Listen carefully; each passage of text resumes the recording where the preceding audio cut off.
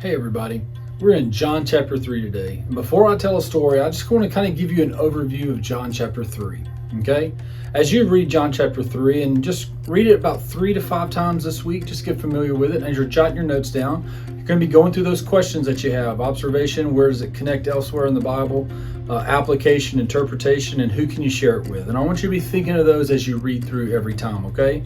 Maybe God leads you only to read one verse. Maybe get you to read the whole chapter several times this week, but just go where the Spirit leads in this, okay? But a couple of things to point out, especially in the observation part when you're reading. Let me just ask a couple of questions just to help you out and get the juices kind of flowing when you're observing. First off, who are the characters in the story? In this chapter, who are the characters? I'm gonna give you a couple of clues on it, okay? Jesus. John chapter 3, Jesus is in there. There's a guy named Nicodemus. And let me ask this question. Where else will you find Nicodemus mentioned in the Bible? So do a little research. Look up. What are the verses is Nicodemus listed in? But then we have, as you get past the familiar parts of John 3, it talks about John and his disciples. And when I mean John and his disciples, I mean John the Baptist. So what does John the Baptist say about Jesus as well? Just some key observations to look at. A couple of phrases you may want to look at and invest some time in. Maybe research some other places, is that Jesus speaks several times. He says the word truly, truly. And I was reading in a commentary, and truly, truly normally means when you say truly I say to you, it means trust me when I tell you. But when it says truly, truly, it kind of intensifies it.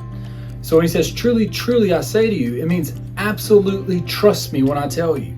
Okay, so see how many times, and be picking up on these things week by week as we go through. All right, truly, truly, look for that.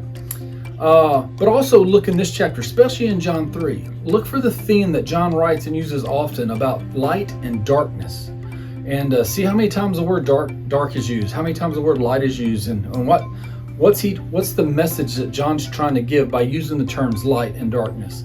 And then lastly, look at verses about condemnation. Now I know that's the verses we don't want to look at. But when you look in this passage, Jesus talks about very clearly in John, at the beginning of John 3, right after John 3:16, it talks about condemnation. The very last verse talks about the wrath that remains on him. And that's just some verses that we don't normally use on a regular basis that you may need to do some extra study on. And see, what do those 2 or 3 verses mean about condemnation? Who's condemning? And who's the wrath on? Okay, so just some terms for you to look up just to help you out this week when it comes to observing things in John chapter 3.